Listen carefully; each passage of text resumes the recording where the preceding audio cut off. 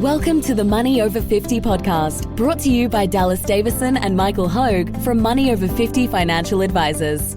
This information is general in nature and does not take into account your objectives, financial situation, or needs. Therefore, you should consider whether the information is appropriate for you and your personal circumstances. If you require personal advice, please contact Money Over 50 Financial Advisors. Here are your hosts, Dallas Davison and Michael Hogue. Welcome to Money Over 50. Today we're here with Michael, a topic of yours. You can't touch this. Yeah, apart from being one of the massive hits of the late 80s, early 90s by MC Hammer? MC Hammer. Yeah. I was actually just thinking about the timeline of that, of going, our listeners to the Money Over 50 podcast, how old would they have been when this hit song came out? It's probably right in the wheelhouse of when So I think I was about 14. Yeah. I'm going to say it came out 89, 90. Yeah. So I'm turning 47 this month. Yeah.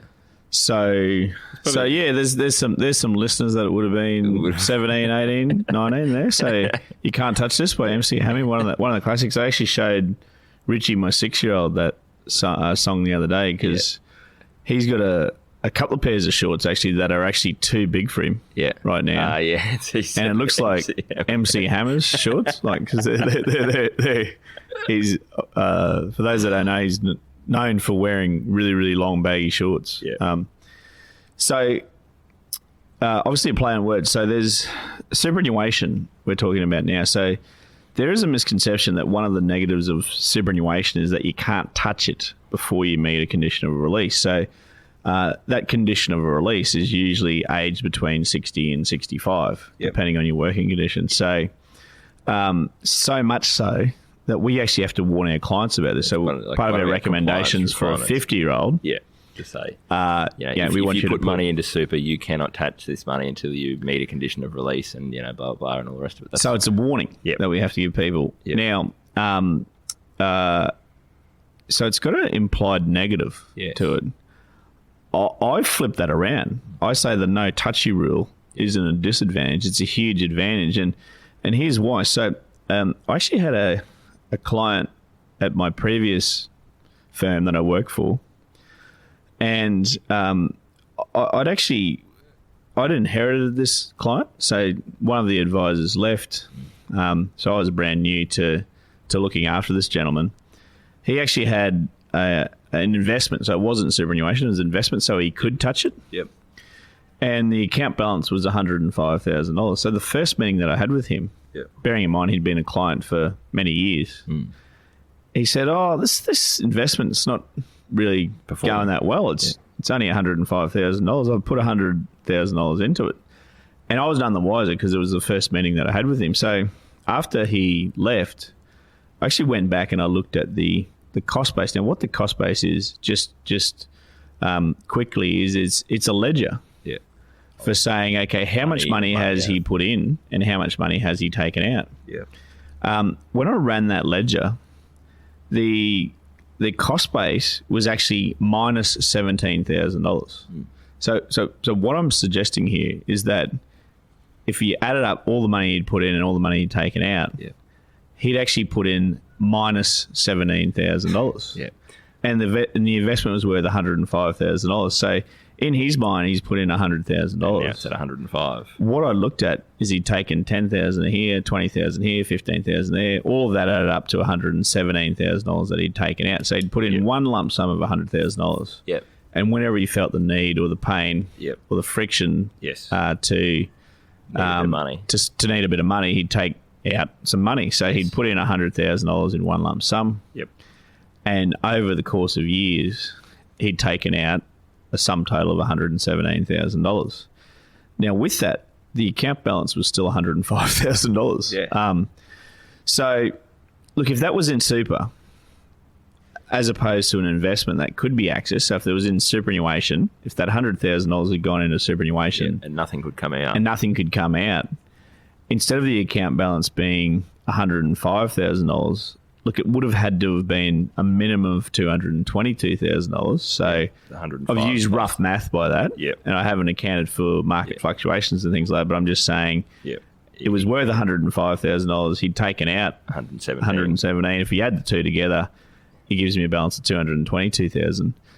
Look, I haven't done the math, and I don't have the ability to do that. But with compounding, that $100,000 that he put in many, many years ago could have been as high as $300,000. So the growth that he missed out on, because he's taken money out, he then hasn't got the growth on that money that he's taken out. So if you allowed for that, could have easily, it had to be a minimum of 222, but it could have been anywhere up to sort of 300,000. Yeah.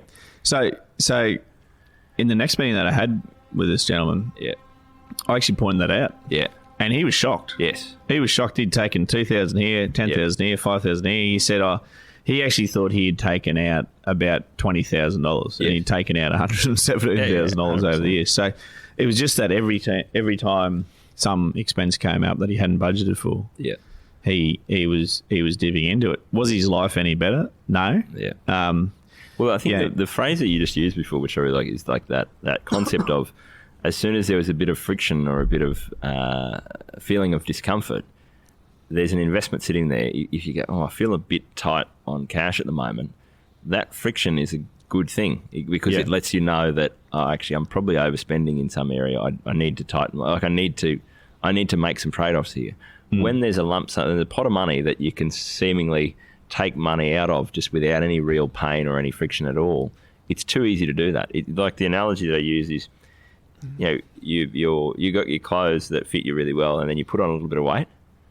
That feeling of I'm a bit uncomfortable in this shirt now. It's not a bad thing because then that tells you that I'm actually blowing out a little bit here. I probably need to, rather than just go and buy a stretchy shirt, I could easily take that as a hint that I probably need to lose a little bit of weight. So the friction and the discomfort are words that we shy away from. Like no one wants to feel discomfort, but it's actually a really useful, valuable thing to have. When you're having that experience, there's a lesson in that. There's something that feeling is telling you at that point in time. And that's, I think, your exact point here. We've seen it all the time is with an investment, it's too easy. The friction is I either have to have a hard conversation with my family about having to cut back on our spending, or I can just send off this form and get $10,000 into the bank account, and that'll make everything free up again. So and it's death by 1,000 cuts. No one consciously says I'm going to withdraw more than I put into this. Yes. Yep. Over the course of 10 years, they say, I need 2,000. I'll just take 2,000. Yep. I need 10,000. I'll just take 10,000, and I won't do that again. Yeah. So look, we see superannuation as it's obviously a tremendous vehicle. So looking at the bigger picture, if you're 50 now, in 10 years' time, in as short as 10 years' time, where you want all of the money that you're going to get dressed and go to work for you in your retirement, allowing you to retire and draw an income, where you want all of that is you want it all into a superannuation fund. So you want it to end up in there. Yeah. From a tax point of view, that's where you want it to be. From a tax point of view, that's the vehicle that you want that to end up. 10 years is a short period of time. Along the way, not being able to touch that, we see as a tremendous benefit, and it does the hard work for you. Yes. If you have an investment, you have to have the discipline and the self-control and the willpower not to touch that. Yep. Superannuation does that job for you. Yes. You put money in, you don't think about it. Yeah. And digressing a little bit, I mean, all of our recommendations to our clients are that, our clients, while they're still working at 50 or 51 or 55 or whatever, are that they have to put voluntary money into their superannuation funds. Now, that scares some people because they say, okay, what if my expenses change? Yep. Well, you dial that down. Yes. Yep. If we're saying put in $2,000 a fortnight, for example, number one, you get used to that very quickly. Yes. Number two, if you have expenses that are going to be an extra, $20,000 for that particular year, you just dial down your fortnightly amount going in, or you pause it for a period of time, or you do whatever. Yep. But everything that you've put in behind you, yes, stays in there, and it's growing for you. Yep, absolutely. So we see it as a tremendous advantage. Yeah. That doing the hard work for you. Not to mention that it's also protected against things like bankruptcy and so forth, and creditors while you're in accumulation phase of superannuation. So what's perceived as a disadvantage, as in you can't touch it, we think is the best friend for a lot of people. It's a the analogy that I use here is when you're trying to eat healthy, the easiest way to do that is just to not have any junk food in your house. In the house. So that's the equivalent is if you want to save for your retirement and you have a certain amount of money every year that you want to be growing for you over the long term, you put that into super. It's the equivalent of throwing out all the junk food in your house, because even when it's then 9:30 and you're watching TV and you feel like some sort of dessert, if it's just not there, it's not that moment of discomfort, and that's probably the best example, because you're often just sitting there on the couch going, I'd eat an ice cream right now if it was put in front of me or if it was right there. If it's in your house, you'll get up and get it. Yep. Very rarely will you actually get up, go and get in your car, drive to the shop, get an ice cream, drive home. Like you go, I don't care that much. No. I just would have eaten something that was there. This is I think that's probably, it's really interesting that, to me, the what you'll find is in everything in life is that moment of, I've done a couple of meditation retreats, and there's this concept that, that feeling of discomfort is a huge thing that they talk about, where we sort of assume that goes on forever. So you go, right, my budget feels a bit tight this week. And we sort of go, oh, this doesn't feel really nice. I've got this feeling of friction, discomfort. I don't like that. It's going to last forever. It doesn't last forever. It goes. That feeling goes away pretty soon, because you adjust your lifestyle based on that. Human beings will go away from pain, and so if that pain is there, you will then adjust your spending. You will adjust your lifestyle so that pain goes away, and then the pain won't be there anymore. You're not just going to keep feeling discomfort every fortnight for the next 10 years of your working life. You will adjust, and that's what we've talked about it so many times, is that people start putting money into superannuation, and they never, in 6 to 8 weeks is about the time frame, which is probably 3 or 4 pay cycles if it's fortnightly. That's about the first couple. You sort of go, oh, that's a bit tight, that feels a bit, it's not quite right, I don't feel like I've got the amount of money that I probably want to spend. The next pay cycle, you automatically adjust, because you don't want that feeling of discomfort, and so you move away from that feeling. By 3 or 4 fortnightly pay cycles, you've just automatically gone, anything that I was going to buy with that money doesn't feel as good as the discomfort of running out of money before the next pay hits the bank account. Yep. You just shy away from it automatically, and then you go, I don't know what all the fuss is about. It's easy. I don't run out of money. There's no feeling of discomfort left anymore. So that's the big one, I guess. I like that language of that.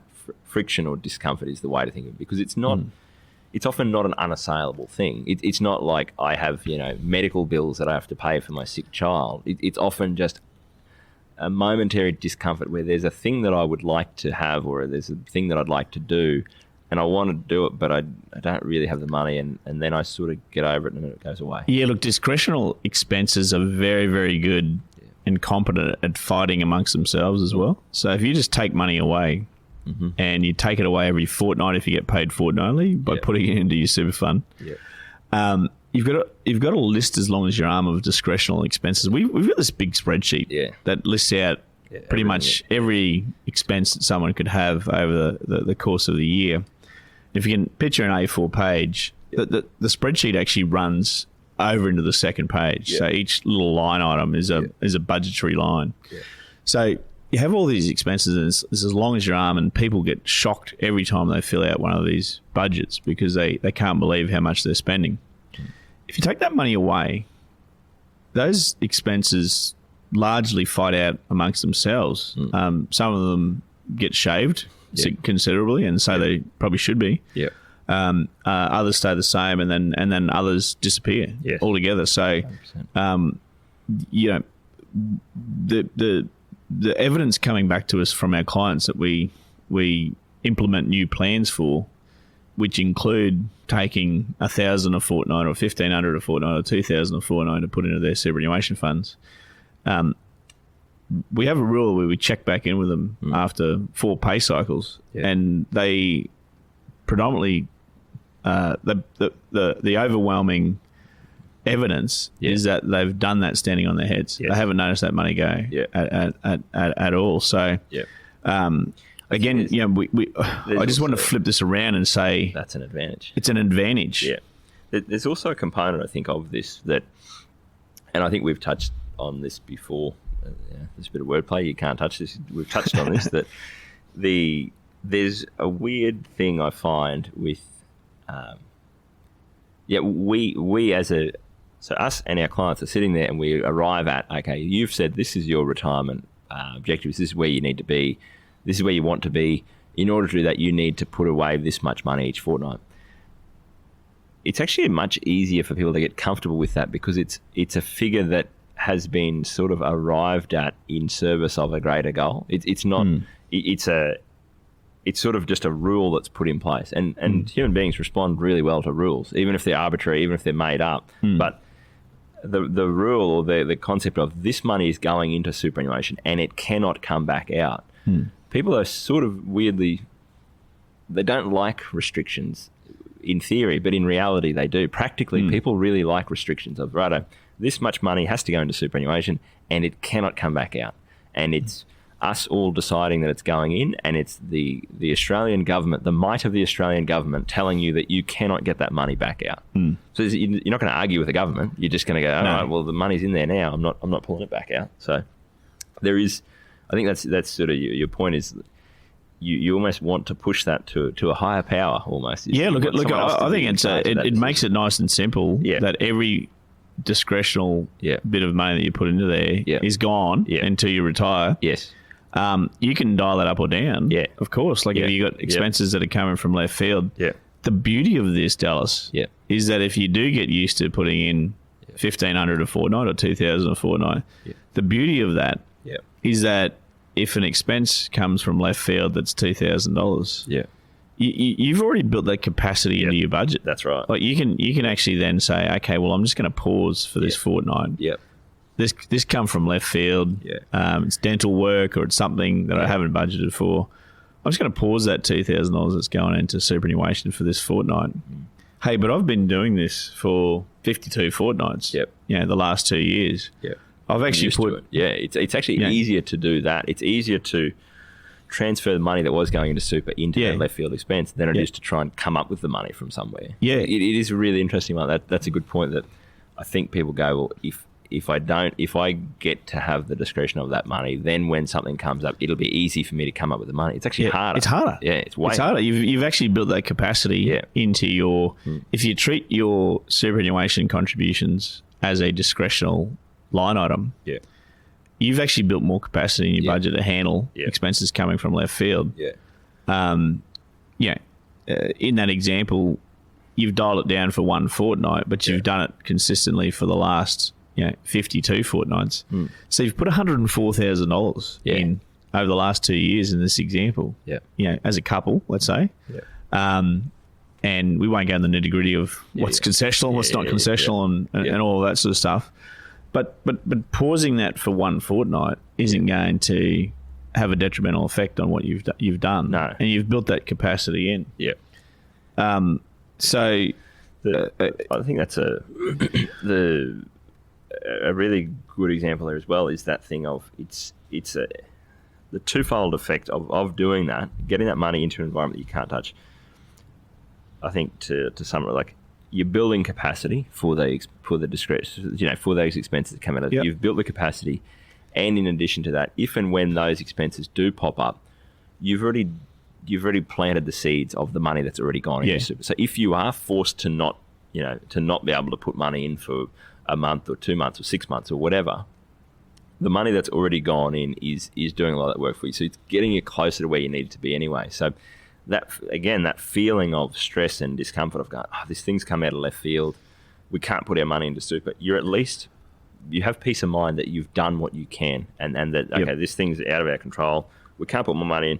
At least we're not feeling guilty and feeling like, well, why didn't we take advantage of what we could do before this expense popped up? So, I guess just before we wrap up, I meant to tell a story before. You used the case study of your client who had $100,000 invested and pulled 117 out and actually ended up with about the same amount. We've got clients that they've got the superannuation money invested in a certain mix of asset classes, and then they've got an investment set up in their own names that's in a mix of certain asset classes, and that may be because they were a bit younger and we did actually needed to have access to that in an emergency, or that it was money that they'd borrowed against their house and invested. And so I've got a client that's always a funny story, because we've had this conversation many times, but every time we have a review, he looks at it and goes, geez, this money in superannuation, this is killing it. This the way this money is invested, it's just going gangbusters. This investment, it's terrible. Why don't we do the same with that? And I reckon I've explained 5 times now. They are invested in exactly the same things. The investment return that you have got from those things are the same. All that's happened is that the money that the superannuation, there's been forced savings every year with employer contributions that have to go in, plus money that I've taken off them to make them put that money into superannuation. The investment was set up with a lump sum of money many years ago, and exactly the same as the example you used there. It's actually slightly worse because we didn't have dividends being reinvested. The dividends were getting paid out of that investment in order to meet the loan. And so you've got the compounding effect of dividends were getting paid out and not reinvested. There wasn't extra money getting added into the investment like there was to the superannuation.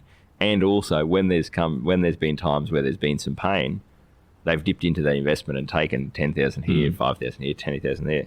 So if you look at the two over time, the investment has basically tracked, even after all that, the investment has managed to power along and go sideways over the last 10 years.